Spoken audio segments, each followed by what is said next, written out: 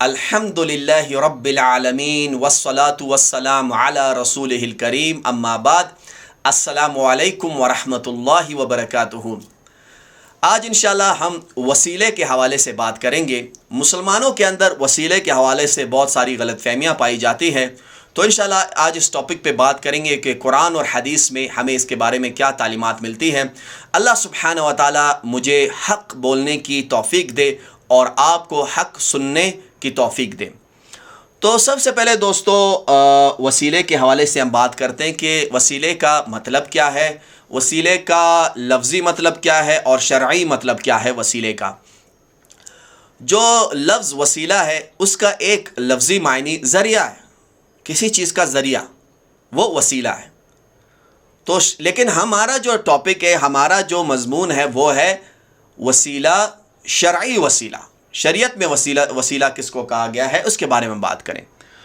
تو سب سے پہلے ہم قرآن کریم میں اس آیت کو پڑھتے ہیں، اس آیت کے اس حصے کو پڑھتے ہیں کہ جہاں پہ اللہ سبحانہ و تعالیٰ نے وسیلہ کو تلاش کرنے کا حکم دیا ہے۔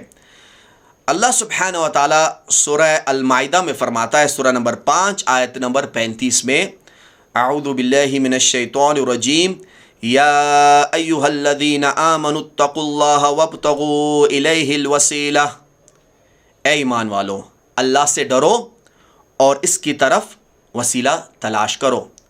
اے ایمان والو اللہ سے ڈرو اور اللہ کی طرف وسیلہ تلاش کرو۔ اب یہاں پہ لفظ وسیلہ آیا ہے، لیکن دوستو یاد رکھیں قرآن میں جو الفاظ آئے ہیں، ایک تو وہ اس کے لفظی معنی ہیں اور ایک اس کے شرعی معنی ہیں۔ اب ہم دیکھتے ہیں کہ قرآن میں جو الفاظ ہے اس کے کون سے شرعی معنی ہمیں قابل قبول ہیں۔ قرآن کے الفاظ کے صرف وہ شرعی معنی قبول ہے جو معنی یا تو قرآن سے ثابت ہوں خود، یا نبی کریم صلی اللہ علیہ وآلہ وسلم سے ثابت ہوں، یا صحابہ سے ثابت ہو، یا تابعین اور تبع تابعین سے ثابت ہو۔ کیوں؟ کیونکہ قرآن رب کا کلام ہے، اللہ تعالیٰ سے بہتر اپنے کلام کو کوئی بیان نہیں کر سکتا۔ اس کے بعد نبی کریم صلی اللہ علیہ وآلہ وسلم سے زیادہ بہتر طریقے سے اللہ کے کلام کو کوئی بیان نہیں کر سکتا۔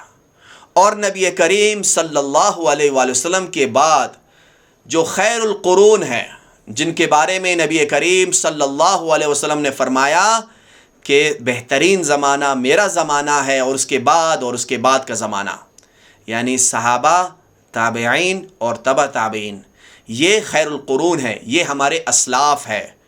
تو قرآن کے الفاظ کے وہی معنی، وہی شرعی معنی قابل قبول ہے جو یا تو قرآن سے ثابت ہوں، یا حدیث سے ثابت ہو، یا خیر القرون صحابہ اور تابعین اور تبع تابعین سے ثابت ہو۔ تو قرآن کی اس آیت جو کہ اپنے رب کی طرف وسیلہ تلاش کرو، اب کیا میں اس وسیلے کو، اس کا معنی جو ہے کس سے لوں گا اور اس کا کون سا معنی قبول ہے؟ تو اس کے بارے میں تفسیر ابن کثیر میں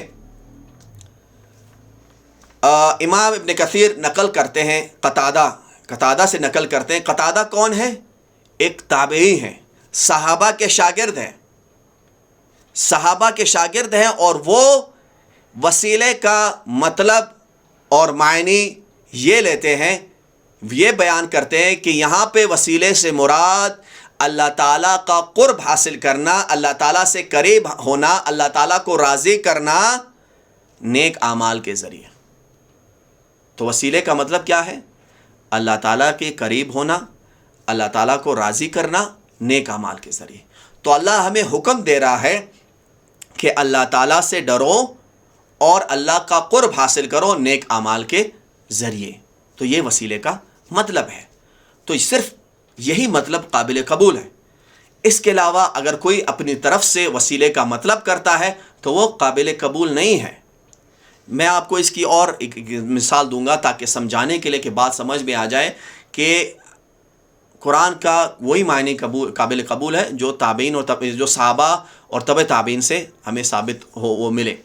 قرآن کریم میں اللہ سبحانہ و تعالیٰ فرماتا ہے، سورہ الحجر میں سورہ نمبر 15 آیت نمبر 99 میں اللہ سبحانہ وتعالیٰ فرماتا ہے اعوذ باللہ من الشیطان الرجیم وَاعْبُدْ رَبَّكَ حَتَّى يَأْتِيَكَ الْيَقِينُ، اپنے رب کی عبادت کر، کب تک؟ جب تک کہ یقین آ جائے۔ اللہ تعالیٰ کیا فرما رہا ہے قرآن کریم میں کہ اپنے رب کی عبادت کرو جب تک آپ کو یقین آ جائے۔ یہاں پہ لفظ یقین استعمال ہوا ہے۔ کچھ لوگ یہ کہتے ہیں کہ یہ جو یقین ہے یہ روحانی منزلوں میں سے ایک منزل ہے، یعنی آپ ایک منزل پہ چڑھتے ہو، دوسرے منزل پہ پہنچتے ہو، لیول پہ اوپر جاتے ہو، اور ایک منزل آتی ہے جس کو مقام یقین کہتے ہیں۔ جب آپ اس مقام یقین پہ پہنچ جاتے ہو تو اس کے بعد آپ کو عبادت کی ضرورت نہیں ہوتی، اس کے بعد آپ سے عبادت کی جو ذمہ داری ہے وہ ختم ہو جاتی ہے۔ کیوں؟ دلیل میں کیا پیش کرتے ہیں کہ اللہ قرآن میں فرماتا ہے عبادت کرو اپنے رب کی، کب تک؟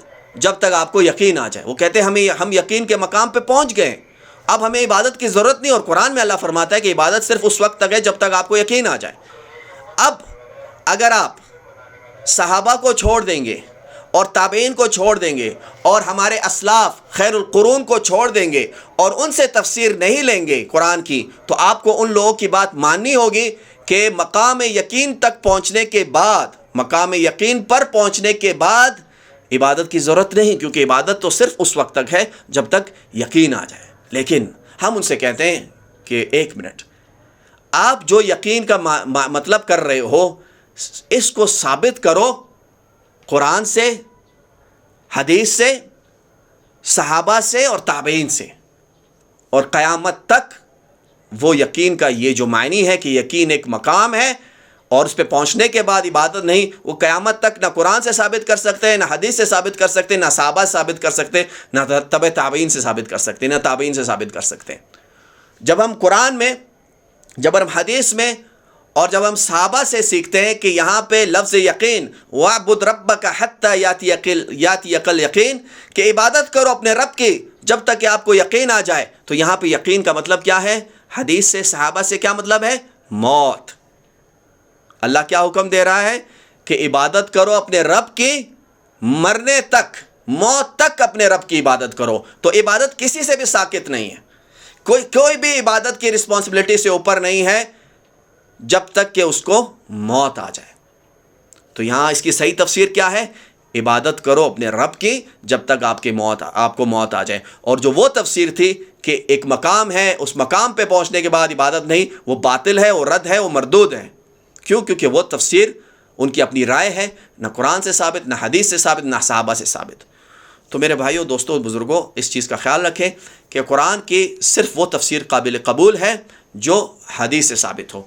تو انشاءاللہ اگلی نشست میں ہم بات کریں گے کہ ہم اللہ تعالیٰ کو کس کس چیز کا واسطہ دے سکتے ہیں جب ہم اللہ تعالیٰ سے دعائیں مانگیں۔